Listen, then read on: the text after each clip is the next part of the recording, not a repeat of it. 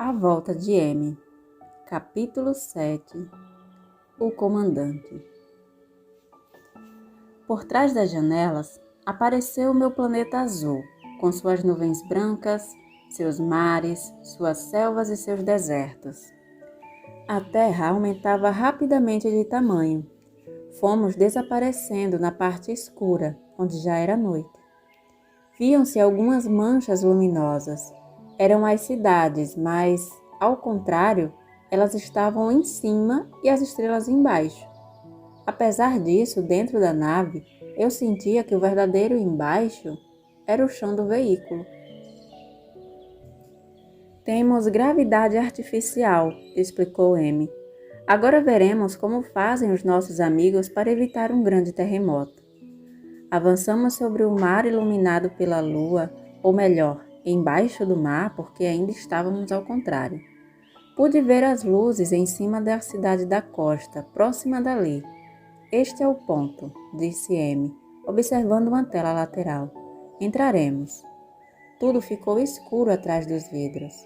Vamos para o fundo. Observem por essa tela, assim poderão ver melhor. Como na viagem anterior, a tela mostrava com clareza tudo o que havia ao redor, apesar da escuridão reinante.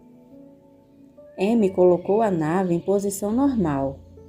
Pareceu-me que estávamos voando sobre a terra. Embaixo podíamos ver montanhas e vales muito áridos. Vi que, de trecho em trecho, nós nos encontrávamos com as aves do lugar, quer dizer, peixes, baleias, cardumes de sardinhas. E lembrei-me de que estávamos debaixo das águas do mar. Víamos tudo transparente como ar. Isso é lindo demais, M, disse Vinca. Tudo é lindo a cada momento, para aquele que sabe ver. No fundo, ao longe, apareceu um objeto comprido, como um charuto em posição horizontal, e seu tamanho aumentava rapidamente. De repente, compreendi que se tratava de uma imponente nave espacial submersa nas águas, flutuando perto do fundo. Era algo impressionante. Parecia uma gigantesca cidade. Quando chegamos bem perto, já não conseguimos mais distinguir os seus limites. Foram ficando difusos, de tão distante que estavam. Milhares de janelinhas iluminadas indicavam que havia dezenas de andares ou níveis. O que é isso, meu Deus? Exclamou Vinca com os olhos maravilhados. É uma nave-mãe, a mais importante entre aquelas que participam da tarefa de ajuda à Terra. Por alguma estranha exceção desceu. Normalmente, mantém-se nos espaços. É uma espécie de porta-aviões, só que, em vez de aviões, transporta naves espaciais. Também pode abrigar vários milhões de seres humanos. Deve estar sempre por perto, nunca se sabe quando será necessário resgatar muitas pessoas. Nela viaja o comandante de todo o plano de ajuda para a Terra. Ele habita nessa nave permanentemente. Vamos até ele. M acionou algo nos comandos. Apareceu o rosto de um homem na tela. No mesmo momento compreendi que aquele ser não era terrestre, porque sua aparência lembrava as imagens dos grandes mestres da humanidade. Sua serenidade interior mostrava feições de muito maior beleza do que as habituais encontradas nos homens da terra. Uma tranquila felicidade, uma harmonia, uma bondade e uma paz imensa. Nem mesmo em Ofir pude ver um rosto como aquele. Apesar disso, sua aparência era de um verdadeiro terrestre, exceto o olhar. Olhos extraordinariamente grandes e cheios de bondade. Imediatamente senti simpatia por aquele ser. Apresento-lhes nosso irmão comandante. O homem da tela nos saudou no idioma estranho. Foi através do fone que percebi a tradução. Bem-vindos à nossa nave, Vinca e Pedro. Sou o encarregado de supervisionar todo o plano de ajuda ao planeta Terra. Muito prazer, dizemos com muita timidez.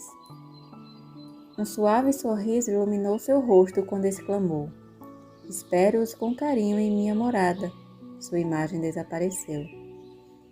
Olhei pelos vidros. Aproximávamos de uma abertura por baixo da gigantesca nave. Entramos verticalmente.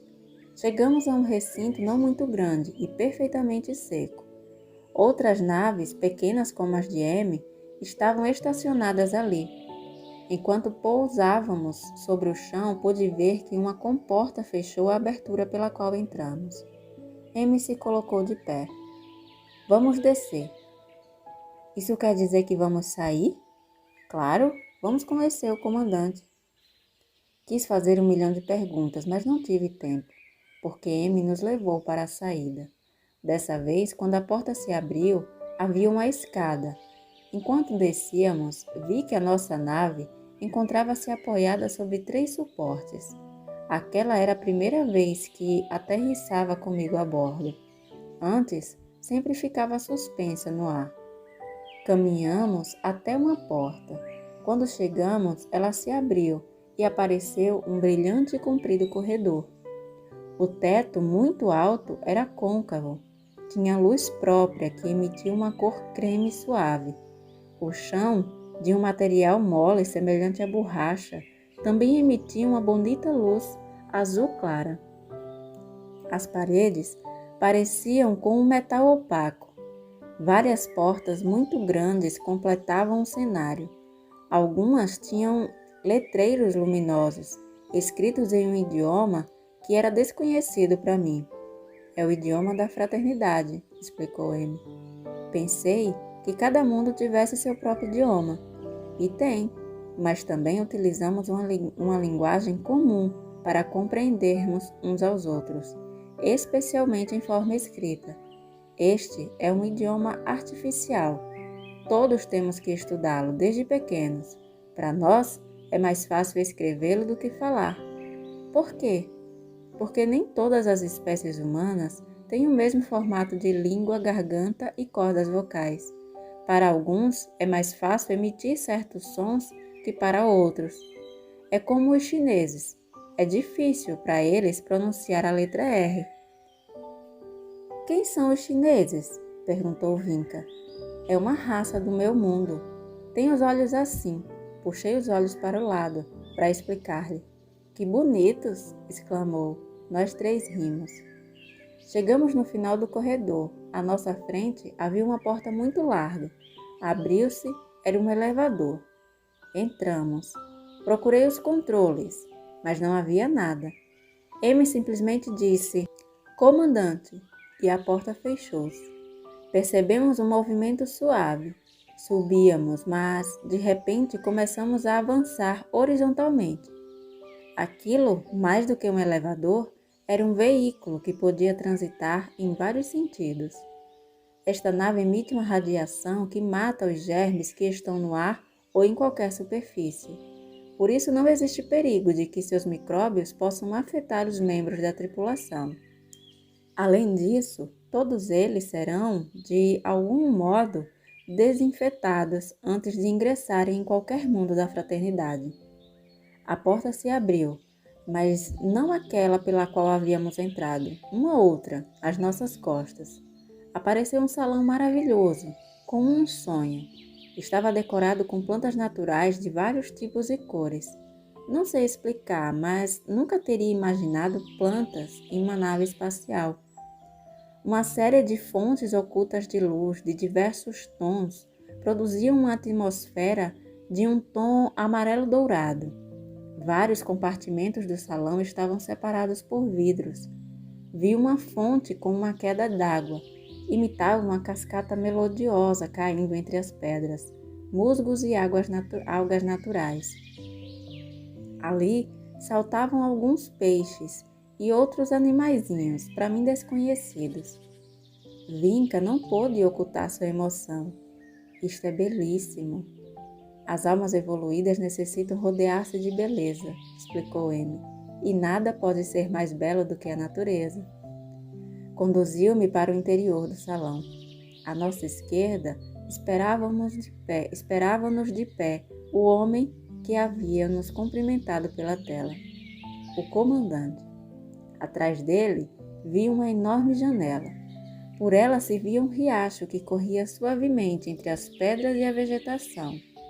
Na linha do horizonte, um sol azul escondia-se por trás de algumas serras. Não soube se aquela era uma paisagem artificial, fabricada em um grande recinto da nave, ou se era alguma outra coisa.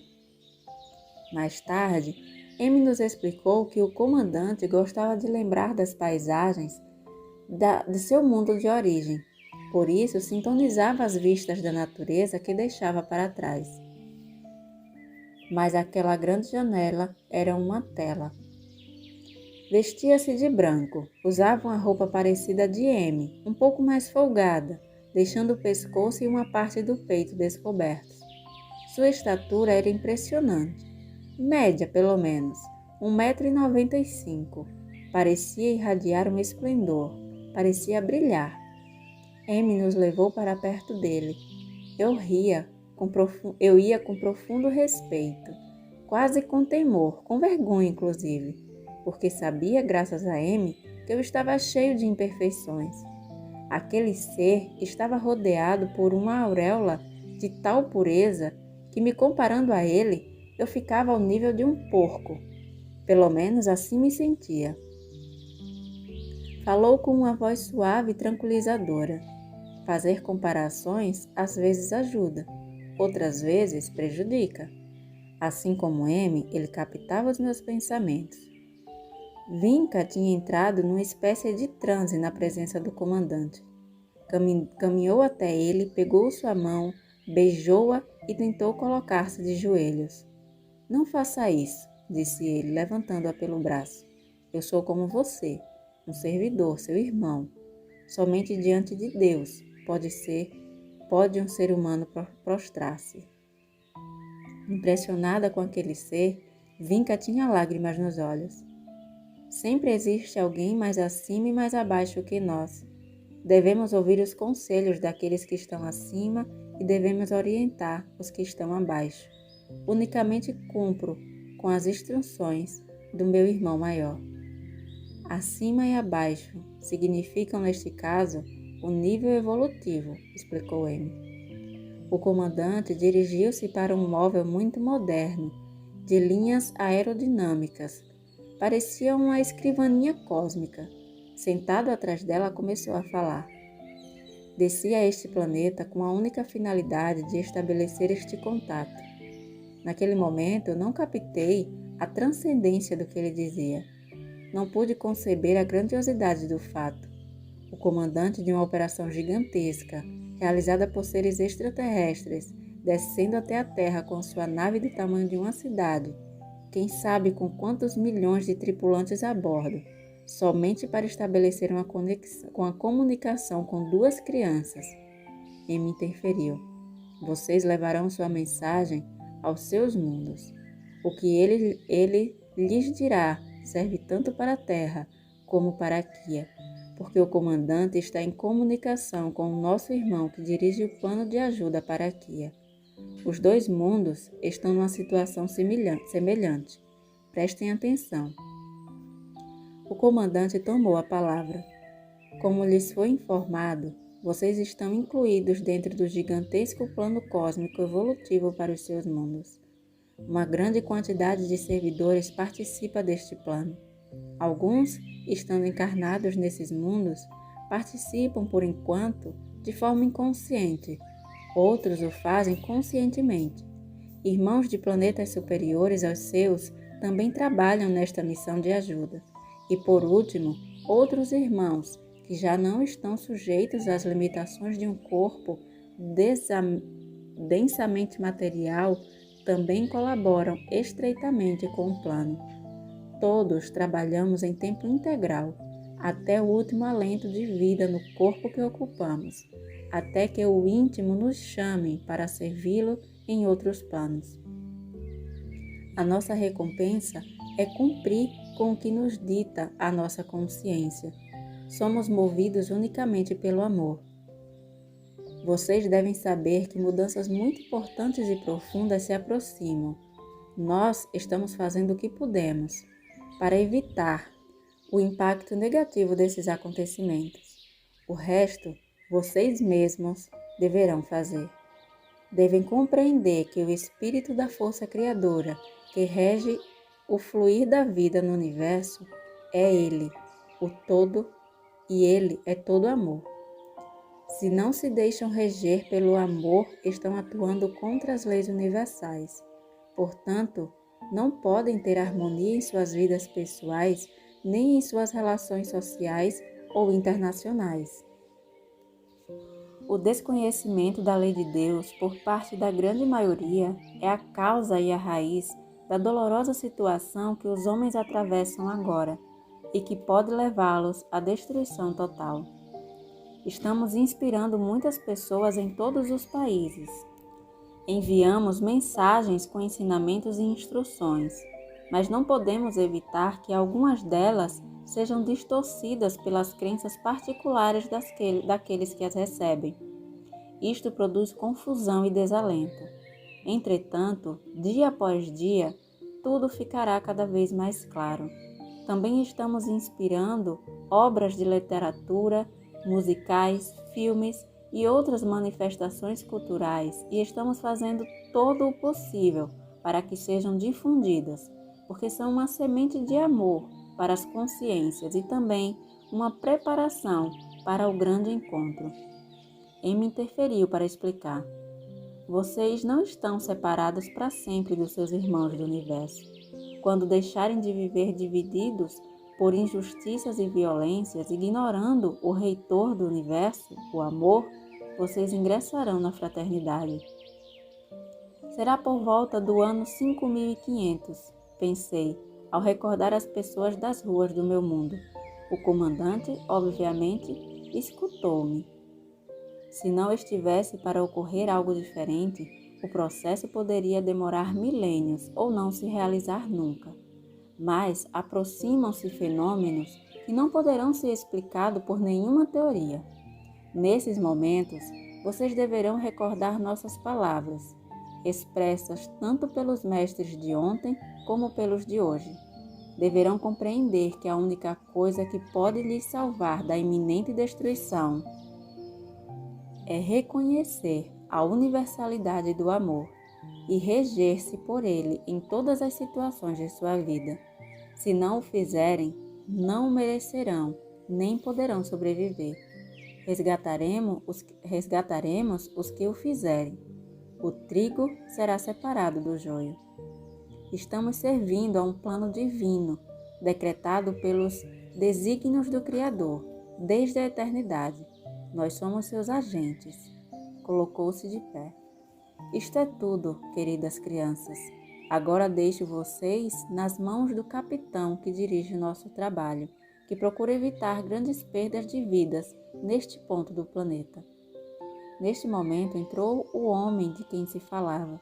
Estava vestido como nosso pequeno amigo e não era tão alto como o comandante.